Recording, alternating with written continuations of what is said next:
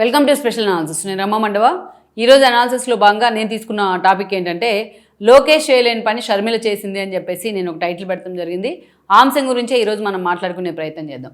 ఇక్కడ చూసినట్లయితే ఏ విషయంలో లోకేష్ చేయలేని పని షర్మిల చేసింది అంటే ఆల్మోస్ట్ లోకేష్ ఎప్పుడైతే 2019 ఎన్నికల సమయంలో మంగళగిరి నుంచి ఫస్ట్ టైం పోటీ చేసి అప్పుడు ఆయన ఓడిపోవడం జరిగింది. ఎంతోమంది వారించినా వినకుండా ఆయన మంగళగిరి నుంచి పోటీ చేశారు. ఆయన ఓడిపోయారు. ఆ రోజున ఆయన వ్యతిరేక పోరాటంలో షర్మిల కూడా మొదటి చేసింది. ఆవిడ ఆ రోజు మంగళగిరి నుంచి ఫస్ట్ ప్రచారాన్ని కూడా స్టార్ట్ చేసింది. సరే, కారణాలు ఏవైనా ఆ రోజు జగన్మోహన్ రెడ్డికి ఉన్న ఒక ఛాన్స్ వేవ్ అయితే పనిచేసిందనే అనుకోవాలి. అప్పటి నుంచి అప్పటిదాకా లోకేష్ పార్టీలో ప్రధాన కార్యదర్శిగా ఉన్నారు. తర్వాత కార్యకర్తల సంక్షేమ నిధి లాంటి కార్యక్రమాలను ఇనిషియేట్ కూడా చేయడం జరిగింది. ఇవన్నీ చేస్తూ వచ్చారు. ఆయన 2014 ఎన్నికల్లో ప్రత్యక్ష ఎన్నికల్లో ఆయన నిలబడలేదు. ఆ రోజు అంత ఇనిషియేట్ తీసుకోలేదు, పాలిటిక్స్ మీద అంతగా ఫోకస్ పెట్టలేదు ఆయన. బట్ ఆ తర్వాత రోజుల్లో చంద్రబాబు నాయుడు ఆయనకి ఎమ్మెల్సీ ఇచ్చి మంత్రిని కూడా చేయడం జరిగింది.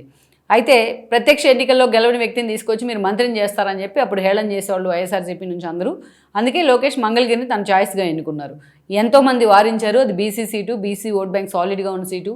80s తర్వాత టీడీపీకి అక్కడ స్కోప్ లేకుండా ఉండింది అని చెప్పినా లోకేష్ వినలేదు. పులివెందుల నుంచి జగన్మోహన్ రెడ్డి పోటీ చేయడం పెద్ద ఎసెట్ కాదు, పెద్ద వింత కాదు. నేను మంగళగిరి నుంచి పోటీ చేసి గెలవడం అనేది అసలైన ఛాలెంజ్ అంటూ కూడా ఆయన బరిలో నిలబడ్డారు. బట్ రాష్ట్ర వ్యాప్తంగా ఉన్న ఒక్క ఛాన్స్ వేవ్లో ఆయన ఓడిపోవడం జరిగింది. ఓడిపోయిన తర్వాత మంగళగిరి మీదే ఫోకస్ పెట్టుకుంటూ వచ్చారు. మంగళగిరిని తను ఓన్ చేసుకున్నారు ఈరోజు. అందుకే మంగళగిరి మొన్న అంత అద్భుతమైన విజయాన్ని ఆయనకు అందించింది. మంగళగిరి ప్రజలంతా apart from politics, apart from politicians ఈరోజు లోకేష్ను ఓన్ చేసుకున్నారు. అయితే ఎప్పుడైతే లోకేష్ ఓడిపోయాడో లోకేష్ ఓటమి ఒక లెక్క, పార్టీ ఓటమి అంతా ఒక లెక్క అన్నట్టుగా వైఎస్ఆర్సీపీ దాన్ని ప్రచారం చేసుకుంటూ వచ్చింది. 5 ఏళ్ల పాటు అమరావతిని ఎంతగా విధ్వంసం చేశారో అటు లోకేష్ క్యారెక్టర్ని కూడా అంతే విధ్వంసం చేశారు వీళ్ళు. లోకేష్ తల్లిని, లోకేష్ భార్యని, లోకేష్ తిండిని, ఆఖరికి ఆయన తినే తిండిని కూడా అవమానం చేశారు. ఆయన ఆహార్యాన్ని ప్రతిరోజు హేళన చేసే ప్రయత్నం, ఆయన భాషని ప్రతి ఒక్కటి ఆయన నిజంగా ఎలాగో హ్యూమిలేట్ చేయాలి ఒక వ్యక్తిని అన్నంతగా లోకేష్ని హ్యూమిలేట్ చేస్తూ వచ్చారు. అయితే ఈ క్రమంలోంచి లోకేష్ తనను తాను ఎవల్యూట్ చేసుకునే ప్రయత్నం చేశారు. దాంట్లోంచి వచ్చిందే పాదయాత్ర. అసలు లోకేష్ పాదయాత్ర చేసే క్రమంలో అతను చేస్తాడా పాదయాత్ర, జగన్మోహన్ రెడ్డి చేయనిస్తారా అని చాలామంది అనుకున్నారు. పెద్దగా ఎక్స్పెక్టేషన్స్ లేవు. కుప్పం నుంచి లోకేష్ పాదయాత్ర చేసిన రోజున ఆఖరి స్టార్ట్ చేసిన తర్వాత ఆయన స్టూల్ లాక్కున్నారు, మైకులు లాక్కున్నారు. ఆయన వెంటుండే టీం మీద కేసులు పెట్టే ప్రయత్నం చేశారు. లోకేష్ మీద ఎన్నో కేసులు ఫైల్ చేశారు. అయినా లోకేష్ ఎక్కడా వెనక్కి తగ్గలేదు. కుప్పంలో మొదలైన లోకేష్ యువగళం పాదయాత్ర అక్కడి నుంచి మనం చూస్తే రాయలసీమ మొత్తాన్ని అద్భుతంగా కవర్ చేసే ప్రయత్నం చేసింది. అక్కడి నుంచి నెల్లూరుకు వచ్చేటప్పటికే నిజంగానే అసలు పాదయాత్ర అంటే ఎలా ఉంటుందో అని జనం అనుకున్నారు. ప్రకాశంకి వచ్చేటప్పటికి అది ఒక ప్రభంజనం అయింది. ఆ తర్వాత లోకేష్ పాదయాత్ర చేయలేదు, జనయాత్ర నడిపించుకుంటూ తీసుకెళ్ళిపోయారు. అప్పటి నుంచి లోకేష్ రెడ్ బుక్ అనే అంశాన్ని తీసుకొచ్చారు తెర మీదకి. ఆ పార్టీ క్యాడర్ తన పాదయాత్ర మొదలుపెట్టినప్పుడు చాలా నిస్తేజంగా ఉంది. ఎందుకంటే మాజీ మంత్రుల స్థాయి వ్యక్తుల నుంచి ఎమ్మెల్యేల దాకా అందరి మీద జగన్మోహన్ రెడ్డి కేసులు పెట్టారు.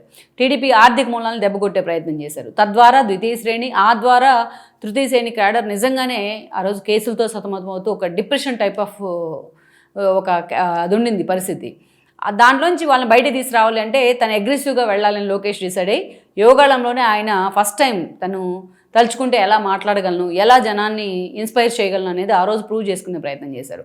ఆ రెడ్ బుక్లో జగన్మోహన్ రెడ్డి సహా నేను అందరి పేర్లు రాస్తూ ఉన్నాను, మా పార్టీ నేతల్ని వేధించిన వాళ్ళ పేర్లు అని చెప్పుకుంటూ వచ్చేవాళ్ళు. అక్కడి నుంచి మనం చూసుకుంటే ఆ యోగాలలో తను నిజంగా ఆయన ఎక్స్పోజ్ చేసుకున్నారు. తన అసలు ఒరిజినల్ క్యారెక్టర్ ఏంటి అని చెప్పుకునే ప్రయత్నం చేశారు. అది చూసిన తర్వాత లోకేష్ పాదయాత్ర అంత పట్టుదలతో చేయడం కానీ, అంత జనం ఆయన ఓన్ చేసుకుని తీరు కానీ వైఎస్ఆర్సీపీలో కూడా కొంత కలవరం వచ్చింది ఆ రోజున.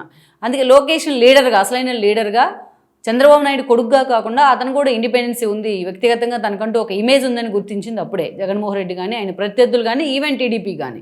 సో టీడీపీ విజయంలో యోగళం పాదయాత్ర భాగస్వామ్యం అయితే చాలా ఉంది, దాన్ని ఎవరు కూడా కాదనలేం. అప్పటి నుంచి లోకేష్ అంతకుముందు అంతగా టార్గెట్ చేసేవాడు కాదు ఆయన. జగన్మోహన్ రెడ్డి ఎక్కువగా తన తండ్రి తరహా తీసుకోకుండా ఒక వెండెట్ట అనేది ఉండొద్దు అనే యాంగిల్లో వెళ్ళిపోయేవాళ్ళు ఆయన. కానీ అప్పటి నుంచి ఆయన రెడ్ బుక్ రాజ్యాంగం అనే జగన్మోహన్ రెడ్డి ప్రమోట్ చేస్తున్నారు. కానీ ఈ మధ్యకాలంలో ఆయన రెడ్ బుక్ని బయటికి తీయకుండానే బట్ వైఎస్ఆర్సీపీని కొంత ఇబ్బంది పెట్టే ప్రయత్నం అయితే చేశారు.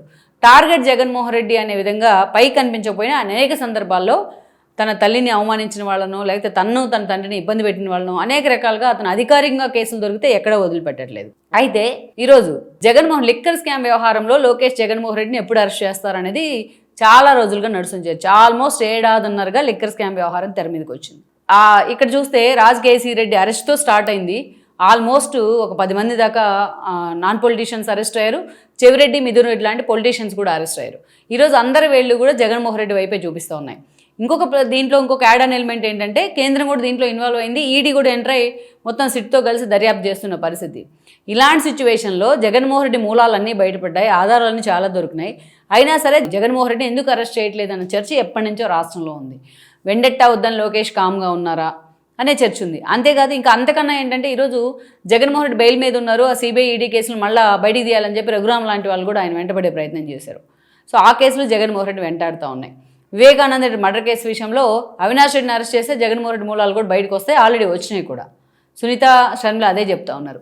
ఇన్ని కేసులు జగన్మోహన్ రెడ్డి వెంటబడి తరుముతున్నా లోకేష్ లాంటి వాళ్ళు ఎందుకు సైలెంట్గా ఉన్నారు, మిగతా వాళ్ళ విషయంలో రెడ్ బుక్ తీసిన లోకేష్ జగన్మోహన్ రెడ్డి విషయంలో ఎందుకు రెడ్ బుక్ తీయట్లేదు అని ఆయన్ని ప్రతిరోజు క్వశ్చన్ చేస్తున్న వాళ్ళు కూడా ఉన్నారు సోషల్ మీడియా వేదికగా. వీళ్ళు జగన్మోహన్ రెడ్డిని ఎందుకు అరెస్ట్ చేయట్లేదు, నిజంగానే కూటమి ప్రభుత్వం భయపడుతుందా, లోకేష్ కూడా తన తండ్రిలాగానే వెండెట్టా వద్దు అని ముందుకెళ్తా ఉన్నారా, ఇలాగ వెళ్తే జగన్మోహన్ రెడ్డిని బేర్ చేసుకుంటూ వెళ్తే ఎలాగా అనేది లోకేష్కి ఎదురవుతున్న ప్రశ్నలు. ఇంకా ఏంటంటే ఈరోజు జగన్మోహన్ రెడ్డి అంటే ఎదురుదాడి చేస్తూ ఉన్నారు ప్రతిరోజు.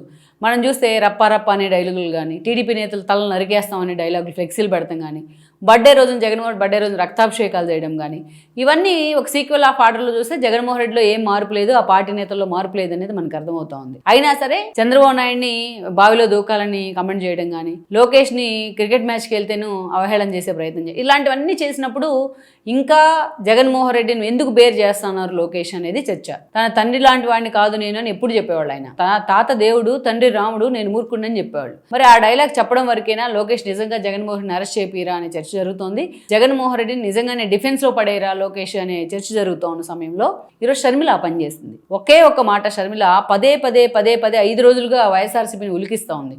ఈరోజు ఎప్పుడు మీడియా ముందుకు రాని వ్యక్తులంతా వస్తూ ఉన్నారు. జగన్మోహన్ రెడ్డిని ఉద్దేశించి సరస్వతి పవర్స్ వ్యవహారంలో జగన్మోహన్ రెడ్డి ఆడుతున్న డ్యూయల్ స్టాండర్డ్స్ గురించి విజయం ఈరోజు ఒక అఫిడవిట్ బయటికి రిలీజ్ చేయడం, ఆల్రెడీ ఎన్సీఎల్టీలో ఫైల్ చేసింది. 29 చర్చకి రాబోతూ ఉంది. మనం చూస్తే సండూర్ పవర్స్లో కానీ, క్లాసిక్ రియాలిటీలో కానీ అడ్డంకి రాని ఈడీ చెప్తూ దాంట్లో ఎట్లా వచ్చింది, మేము తీసుకున్న ఒప్పందాలన్నీ కూడా బదలాయింపులకు సంబంధించి ఒప్పందాలన్నీ కూడా లేగలే, షర్మిల పిల్లల్ని కూడా జగన్మోహన్ రెడ్డి రోడ్డును పడేస్తూ ఉన్నారు అని చెప్పి ఆమె ఓపెన్గా ఒక లెటర్ రాయడం జరిగింది. ఇది షర్మిల దీన్ని బాగా అవుట్ ఫోకస్. ఎప్పుడైతే విజయం మీద వైఎస్ఆర్సీపీ తిరగబడిందో ఈ లెటర్ తర్వాత షర్మిల బయటకు వచ్చి ప్రతిరోజు జగన్మోహన్ రెడ్డిని ఒకటే అడుగుతూ ఉంది, నీకు దమ్ము లేదా రా కూర్చుందా మాట్లాడు నాతోని, నిజంగా నీకు దమ్ము ఉంటే ఇలాంటి సోషల్ మీడియా సైకోల్ని పెట్టి, సోషల్ మీడియా కుక్కలను పెట్టి ఎందుకు నన్ను టార్గెట్ చేస్తున్నావు అని అడుగుతోంది ఆవిడ. సో షర్మిల ఒకటే డైలాగు గత వారం రోజులుగా మీరు అబ్జర్వ్ చేస్తే జగన్మోహన్ రెడ్డికి దమ్ము లేదా అని అడుగుతూ ఉంది. విజయం లాంటి వాళ్ళు నాకు తోడయ్యారు. ఈరోజు వాళ్ళిద్దరూ చూపిస్తున్న నరకం చూపిస్తున్నారు జగన్మోహన్ రెడ్డి. నిజంగానే ఒక విశ్వరూపం ఫస్ట్ టైం విజయం అది. సో ఈరోజు లోకేష్ టార్గెట్ చేస్తే పొలిటికల్గా చూస్తారేమో, చంద్రబాబు నాయుడు టార్గెట్ చేస్తే ఆయన వ్యక్తిగతంగా చూస్తారేమో, కానీ ఇది ఫ్యామిలీ ఇష్యూ లాగా చూస్తూ ఉన్నారు. ఏ పొలిటీషియన్ 2 తెలుగు రాష్ట్రాల్లో ఇప్పటిదాకా తల్లి మీద కేసు పెట్టినోడు లేడు, చెల్లిని బయటికి పంపించినోడు, ఆస్తుల గురించి గొడవపడి బయటికి తోసేసినోడు లేడు, ఏ పొలిటీషియన్ కూడా చెల్లి క్యారెక్టర్ అసాసినేషన్ చేసినోడు లేడు, ఇతని సోదరుడు అయిన కేటీఆర్ తప్ప. అలాంటి సిచ్యువేషన్లో ఈ రోజున ఒక తల్లి నా కొడుకు తప్పు చేశాడు అని చెప్పి ఈరోజు ఆవిడ మాట్లాడుతున్న తీరు సమాజం మొత్తాన్ని ఆలోచనలో పడేస్తూ ఉంది.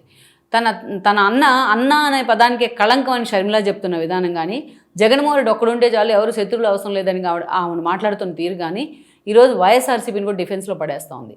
ఏ ఇష్యూ మీద ఒంటికాలకు వచ్చే వాళ్ళంతా కూడా ఈరోజు షర్మిల మీద కానీ విజయం మీద కానీ ఎక్కడ కూడా బయటికి రావట్లేదు వైఎస్ఆర్సీపీ. ఒకరిద్దరు మాట్లాడుతున్నా వాళ్ళని కుక్కలు అంటూ ఉంది అంత ఈజీగా. సో అందుకే ఈరోజు జగన్మోహన్ రెడ్డిని ఎవరైనా 2 ఏళ్ళు అంత సాలిడ్గా భయపెట్టారంటే అది షర్మిలానే, అది విజయం అనే. అంటే అటు టీడీపీ చేయలేని పని, అటు లోకేష్ చంద్రబాబు నాయుడు చేయలేని పని ఈరోజు షర్మిల తన ఒక డైలాగులతోనే చేసి చూపిస్తూ ఉంది. విజయమ్మ ఒక అఫిడవిట్తోనే చేసి చూపిస్తూ ఉంది.